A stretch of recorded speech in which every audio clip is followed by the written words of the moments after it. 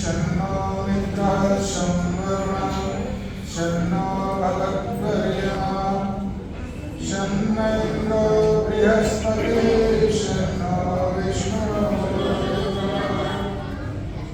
ॐ नमो ब्रह्मणे नमस्ते वाय त्वमेव प्रत्यक्षं ब्रह्मासि त्वामेव प्रत्यक्षं ब्रह्म वदिष्यामि वेदं वदिष्यामि सत्यं वदिष्यामि तन्मामवतु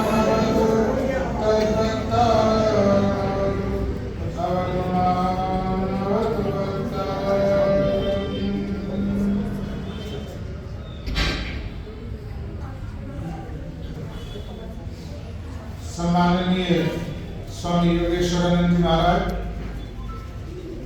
आचार्य वीरेंद्र शास्त्री जी,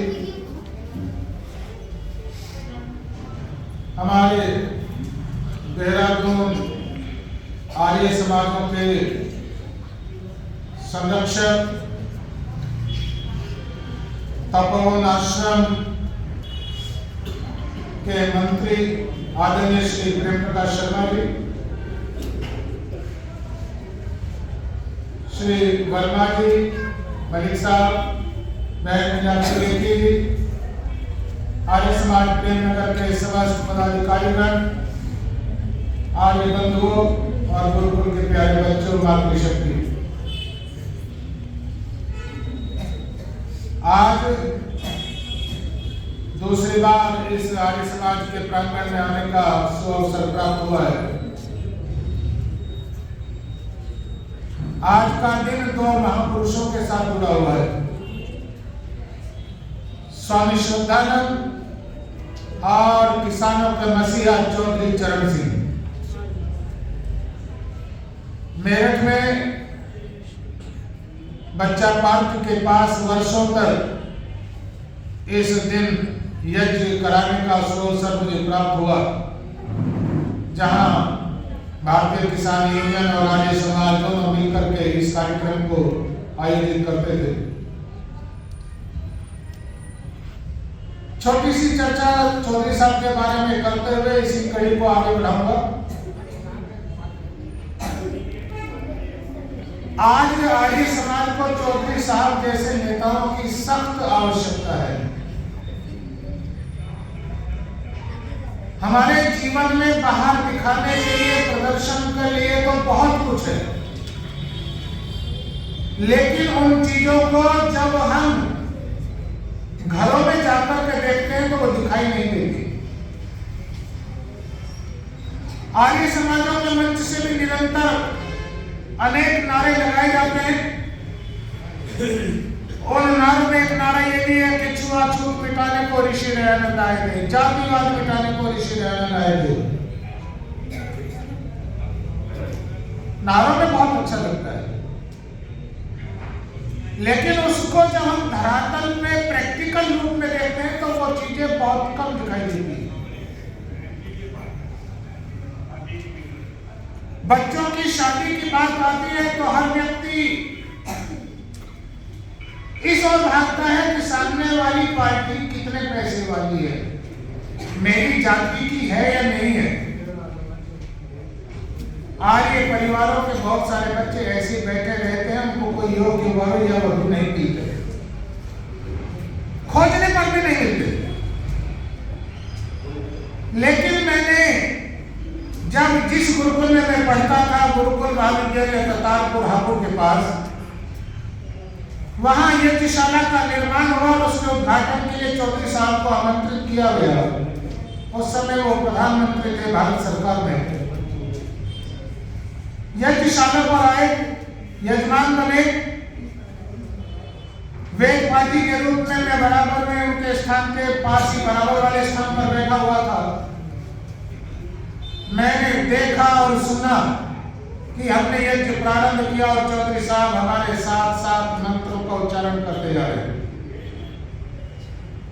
क्योंकि वो अपने घर में प्रतिदिन यज्ञ करते थे। वो कहने के लिए, नाम के लिए आर्य समाजी नहीं थे। हम समाज में निकल जाए तो हमें आर्य समाजियों की बहुत संख्या मिल जाएगी, लेकिन लेकिन परिवार में उनके कहीं आर्यत्व दिखाई नहीं देता।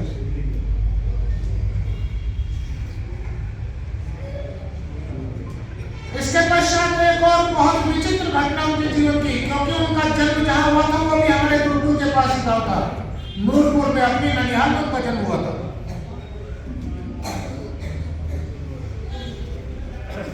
उनका जो पारिवारिक नाई था, जो उनके बाल निरंतर बनाता था, काटता था, उसकी बेटी की शादी का अवसर आया। बेटी की शादी का अवसर आया। नाई इस उद्देश्य से चौधरी साहब के पास गया कि वहां जाऊंगा, प्रधानमंत्री है, मेरी कुछ सहायता हो जाएगी। चौधरी साहब के पास गया, जाकर के बताया बेटी की शादी है, मेरे पास कुछ है नहीं।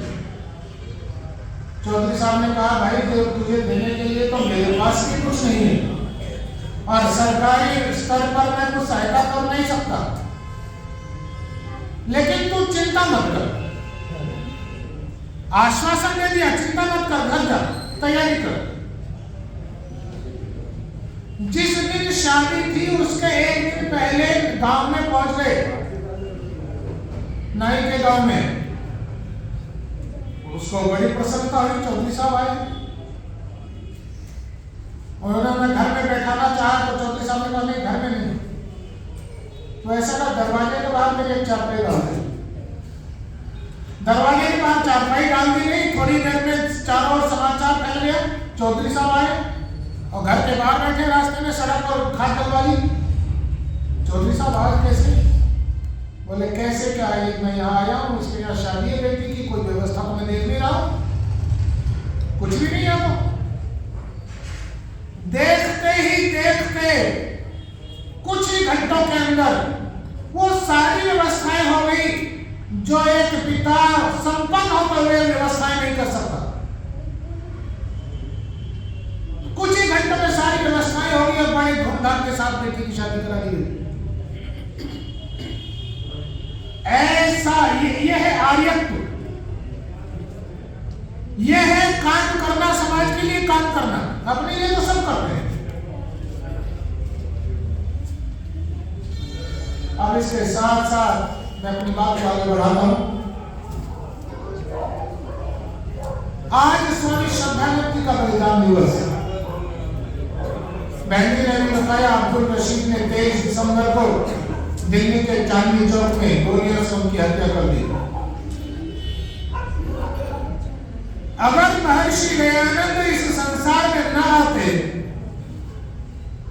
तो मैं केवल अपने देश की बात नहीं करता, सारे संसार का नक्शा कुछ और होगा, सारे संसार का। सारे संसार को जो दिशा महर्षि दयानंद के माध्यम से मिली। मैंने फेसबुक पर विदेशों में जितने भी आर्य समाज, अधिकतर आर्य समाजों को जोड़ा हुआ है। मैं देखता हूँ नैरोबी में आर्य समाज में क्या हो रहा है, गुयाना में क्या हो रहा है, अमेरिका में क्या हो रहा है, लंदन में क्या हो रहा है, और वहां के छोटे छोटे बच्चे, हमारे यहाँ तो कक्षा 6 से गुरुकुल में जाते हैं, वहां कक्षा 1 से जो मैं गुरुकुलों की संस्कृत विद्यालयों की वहां की स्थिति देखता हूँ, वो साउथ अफ्रीका के बच्चे, अंग्रेजों के बच्चे छोटे छोटे वेद मंत्रों का पाठ कर रहे हैं।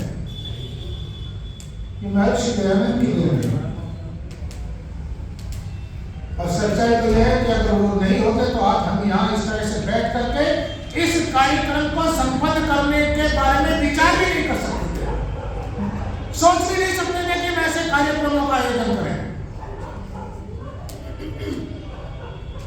महर्षि दयानंद के अनेक शिष्य हुए और उन शिष्यों में एक शिष्य स्वामी श्रद्धानंद, जिन्होंने गुरुकुल कांगड़ी और आपके देहरादून में संस्थाओं को खड़ा कराया, और एक शिष्य और थे जिन्होंने अलीगढ़ में मुस्लिम यूनिवर्सिटी की स्थापना की, सर सैयद अहमद खान। सर सैयद अहमद खान को भी ये प्रेरणा स्वामी जी से ही प्राप्त हुई थी। बहुत संगठीकरण दोनों का होना था। सर सैयद अहमद खान अक्सर स्वामी जी के साथ बैठ करके चर्चा करते थे।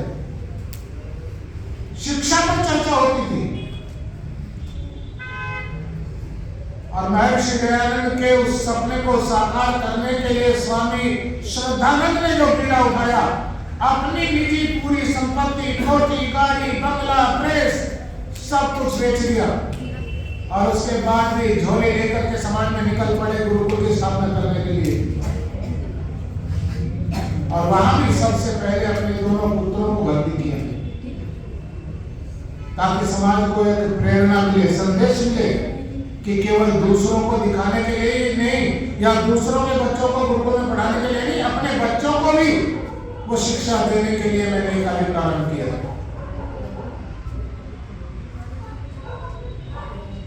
यह गुरुकुल जो भारतवर्ष के इतिहास का एक नक्शा बदल करके किसने रख दिया।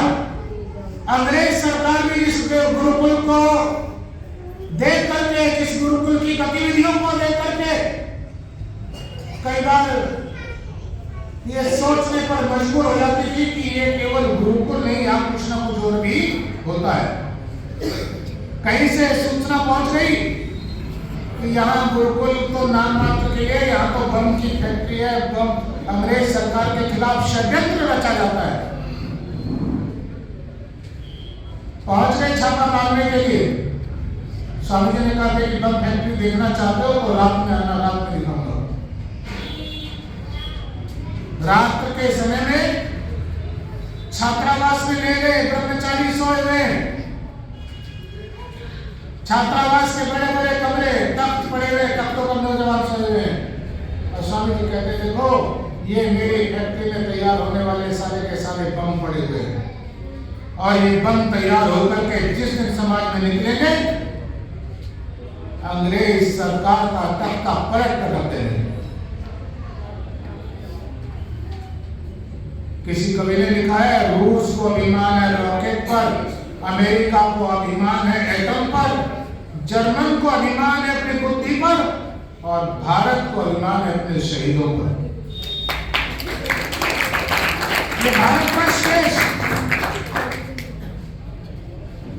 जब से पराधीनता की बेड़ियों में जकड़ा तब से आज तक का इतिहास पढ़े। स्वतंत्रता प्राप्ति के लिए कितने लोगों ने इस समाज में रहने वाले प्रत्येक वर्ग ने इसको स्वतंत्र कराने के लिए अपने प्राणों की बलिदान आहुति दे दी, बलिदान कर दिया। एक दिन राम मंदिर का इतिहास पढ़ रहा था मैं, उस राम मंदिर के लिए लाखों लोगों ने अपनी बलिदानी, अपने आप को बलिदान कर दिया, अपनी आहुति दे दी राम मंदिर के लिए। बड़ा विस्तार से एक दिन मुझे कई इतिहास उनका पढ़ने को मिला। अलग अलग समय में जब जब उसको स्वतंत्र कराने का प्रयास किया गया, तब वहां लाखों की संख्या में, हजारों की संख्या में लोगों का बलिदान दिया गया। स्वतंत्रता केवल मांगने से नहीं मिलती। किसी कवि ने लिखा, बिना क्रांति कोई हुकूमत शासन नहीं दिया करती। और लोग कहते हैं, दे दी हमें आजादी बिना खड़ग बिना ढाल। बिना खड़ग और बिना ढाल के आपके घर की, आपके प्लॉट की अगर कोई एक फीट, क्या मैं कहता हूं 2 इंच और 4 इंच जमीन भी कब्जा ले और आप उसको छुड़ाना चाहें तो वो भी नहीं ले सकते आप। और लोग कहते हैं आजादी बिना खड़ग बिना ढाल ऐसी नहीं हुई। आज 23 दिसंबर है, 23 जनवरी को महान क्रांतिकारी शहीदों में अपना अग्रगण्य स्थान रखने वाले, आजादी की लड़ाई लड़ने वालों में नंबर 1 प्रथम श्रेणी नेताजी सुभाष चंद्र बोस का जन्मदिन है। और नेताजी 23 जनवरी को बताया है, अगले महीने 23 जनवरी नेताजी और स्वामी श्रद्धानंद। जब जब इनको कांग्रेस का अध्यक्ष बनाया गया, तब तब हमारे महापुरुष ने कहा, जिनको हम महात्मा गांधी कहते हैं, कि इनको कांग्रेस का अध्यक्ष बनाया जाना गहरा अपमान है। सभा छोड़कर के जाने को तैयार हो गए। और ऐसे समय में इन दोनों महापुरुषों ने वो अध्यक्ष पद ठुकरा करके उस महात्मा को आत्मसंतुष्टि प्रदान की। जो इतिहास हमें हमारे बच्चों को पढ़ाना चाहिए, स्कूलों में कॉलेजों में जो होना चाहिए, वो इतिहास तो कहीं पढ़ाया ही नहीं जा रहा है। सब सुनियोजित तरीके से जो मढ़ दिया गया, गढ़ दिया गया और हम पर थोप दिया गया, और जिसको उन्हीं के पितरों ने तैयार किया, उन्होंने तैयार कराया। आप इतिहास पढ़ा करके उठा करके देखिए, स्कूलों में जो इतिहास पढ़ाया जा रहा है, मुगलों का पूरा इतिहास है, अंग्रेजों का पूरा इतिहास है, लेकिन हम आर्यों का स्वामी जी महाराज ने सत्यार्थ प्रकाश में कितना बड़ा एक विस्तार से वर्णन किया चक्रवर्ती राजाओं का। उसके बाद महाराणा प्रताप, शिवाजी, ऐसे वीरों का कहीं वर्णन नहीं आता, कहीं इतिहास में नाम नहीं। अकबर महान का एक पढ़ा दिया गया, लेकिन महाराणा प्रताप क्या थे और शिवाजी क्या थे?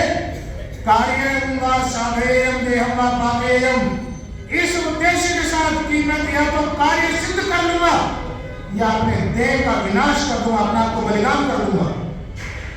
ऐसे ऐसे ध्येय वाक्य लेकर के जो समाज में आगे बढ़े, उनका इतिहास में कहीं पढ़ने को नहीं मिलता।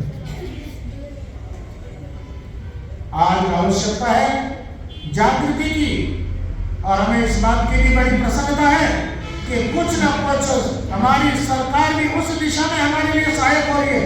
अगर हम भी इस समय में थोड़ा सा जागरूक होकर के आगे बढ़े और प्रयत्न करें अपने उन उद्देश्यों की पूर्ति के लिए, हम बीड़ा उठाएं, तो समय है कि हम अपने उस कार्य में सफल हो सकते हैं। मैंने थोड़ा सा समय आपके सामने लिया है। विशेष चर्चा जो इस समय पर होनी चाहिए, आज के समय के अनुरूप हमारी शिक्षा दीक्षा कैसी हो, हम कैसे समाज में आगे बढ़े, कैसे हम अपने इस देश को फिर से विश्व गुरु के पद तक ले जाएं, इस विषय में जरूर हम चिंतन करें। तभी हमारे लिए इस तरह का आयोजन जो है अपने आप में सफल होंगे, सिद्ध होंगे। इति ओम शांति।